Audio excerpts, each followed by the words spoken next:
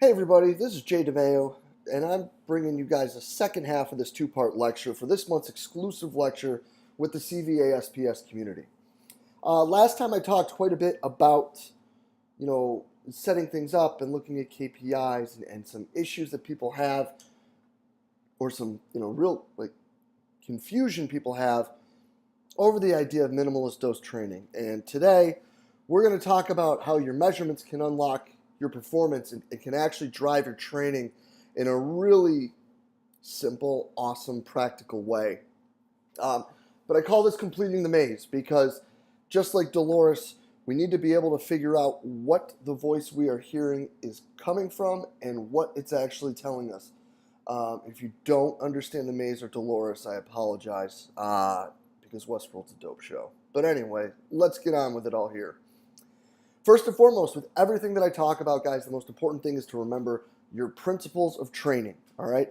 I obviously have some specific ones, but the one that's probably most known is the idea of prescribing exercise as though it's medication. We've talked about, if you've ever seen me talk, or if you remember the last talk I gave last month, I always talk about, Joseph Johnson's quote, that you'll never give someone chemo for a cold, right? And, we get into things where we want to look at doing all sorts of stuff that may or may not lead us to what the final outcome or final goal is with our athletes.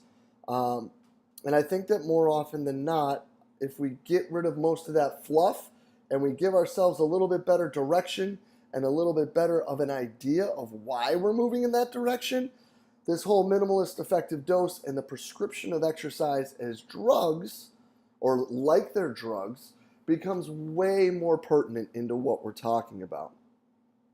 Of course, though, without having key performance indicators, those don't really matter, right? We have to be able to have something that we are training to improve.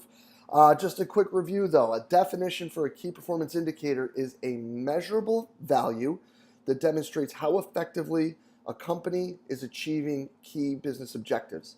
Obviously, this is a business term. We're trying to take it and put it into training. So instead of putting business, we could talk about performance objectives, right? Instead of company, we could talk about a group, a team, an individual, an exercise, whatever it may be. But basically what this means, to kind of put it into layman's terms, is this is a number that if it improves, they should be better at the sport, right?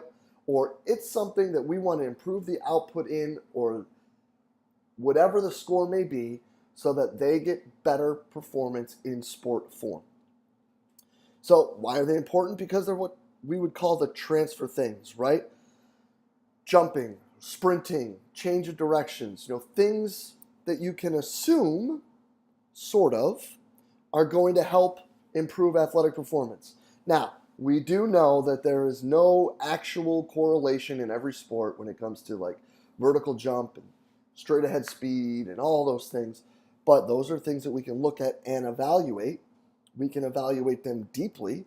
We can improve these scores, and we can show that we're helping them get better at things that should help them improve training. KPIs also can be a huge driver of training and can dictate what you're working on, right? Like, if a kid is not fast in a field-based sport, you probably need to work on getting them faster, right? So there are things that we can look at and break down that we talked about some in the last talk, and we're just going to review quick here. But, these things get confused in a lot of places, and I think that KPIs can be something that it's like a box you have to check, right? Like when you're looking at the quad circumference post-ACL rehab, or excuse me, post-ACL surgery, you need to be able to do things, right? You need to have that quad girth back before we start doing all sorts of crazy exercises, right? Because that's like a precursor to it. It's the same idea as, your squat weight versus body weight when you're going to utilize true plyometrics if you're following what Verkhoshansky prescribed, which if you've ever heard me talk, you would understand that I believe you should follow it how, those really smart people that came before us wrote things. So when we look at this, right, we just want to make sure that the initial thing is we're checking these boxes and making sure we move on. Because if you don't check the box and move too far forward, you're setting them up for a problem. Because you can still get improvement with these simple early box checks to get you moving in the right direction.